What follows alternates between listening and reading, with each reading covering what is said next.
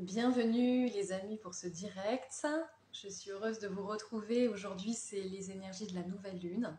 J'ai envie de vous partager un petit peu ce que je ressens en ce moment.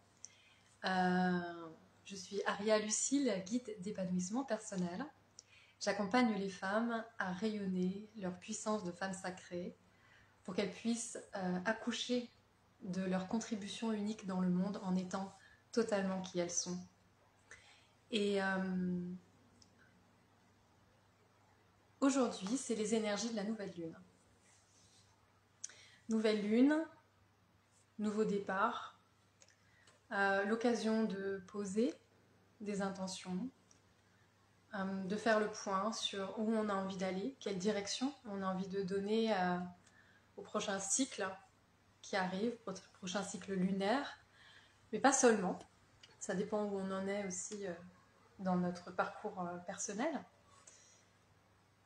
Je ne sais pas comment vous vivez les choses. Moi, je sens qu'il y a vraiment des contradictions importantes, des polarités en fait, qui se vivent intensément à l'intérieur. Et ça se traduit sous la forme d'un élan puissant d'aller de l'avant, de donner naissance à quelque chose, de rayonner.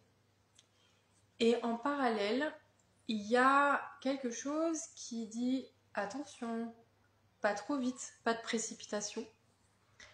Parce que pour se rassurer, pour se donner l'impression d'avancer, on peut avoir tendance à vouloir agir de façon un peu frénétique et réfléchie. Et même si le fait de passer à l'action, c'est important, pour moi, ce que je ressens aujourd'hui, c'est que le plus important, c'est pas d'agir pour agir, parce que ça peut donner l'impression de courir comme un poulet sans tête, ça n'a aucun sens. Mais au contraire, de poser des actions qui soient alignées avec ce qu'on ressent être juste au fond de soi. Être aligné avec cet élan qui vient de façon authentique s'offrir au monde comme une vague sur une plage. C'est l'image qui me vient. Donc les énergies du moment, telles que je les ressens, c'est ça. Il y a des défis qu'on traverse. Chacun va avoir des défis bien précis, bien différents. Mais dans ces défis, peu importe lesquels ils sont, l'important c'est comment moi je fais face à ces défis. Comment je peux, dans cette situation... En fait, l'image qui me vient, c'est un peu comme une tempête. D'ailleurs, ici dans les Landes, sur Biscarrosse, on a eu de gros orages qui nous ont fait un spectacle magnifique. Moi, j'adore regarder les éléments comme ça. Ça fait un son et lumière naturel, c'est magnifique. Et en même temps, eh bien, derrière, il y a des conséquences. Exemple très concret, on a perdu la connexion, on n'a plus eu de service téléphone, internet pendant au moins 24 heures.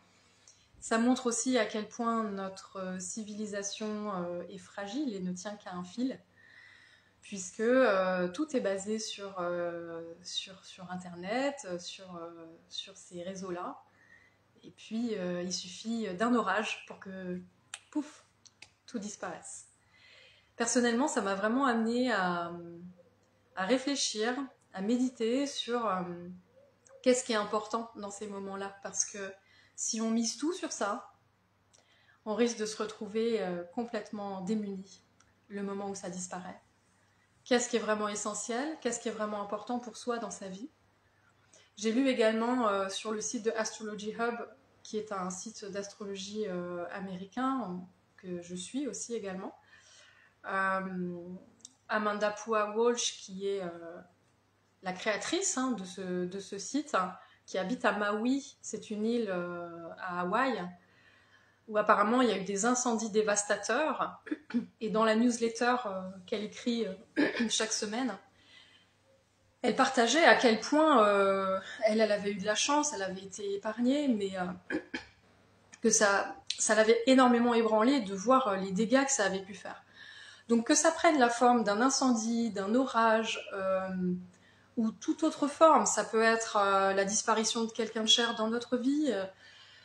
On a tous des épreuves à traverser. Et c'est vrai, quel que soit notre âge, quel que soit notre niveau d'évolution, notre niveau de conscience, je le dis, c'est important parce qu'il y a eu une période où je me disais que on pouvait faire tout le travail intérieur nécessaire pour arriver à un stade où on serait plus challengé par la vie, on n'aurait plus de défis, tout irait bien, ce serait un long fleuve tranquille. Et en fait, c'est pas ça.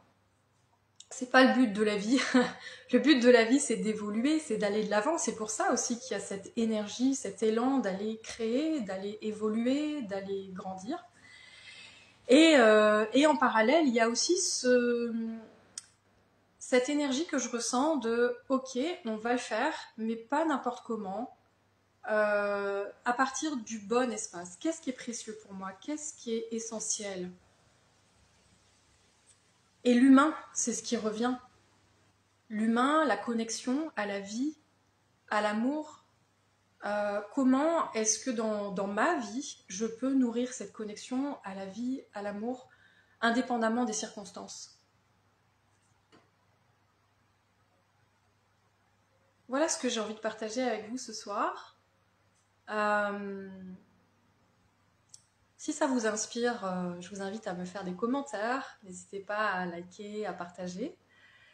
Je vous souhaite, comme à moi, de prendre soin de vous et de ce qui est précieux pour vous. Et faites-vous confiance, parce qu'au fond de vous, vous savez ce qui est bon et juste pour vous. Des fois, on a simplement besoin de faire silence en soi et de prendre le temps de ressentir. Et à partir de là, l'action qu'on va poser va être puissante et porter ses fruits. Je vous dis à tout bientôt. Bye bye.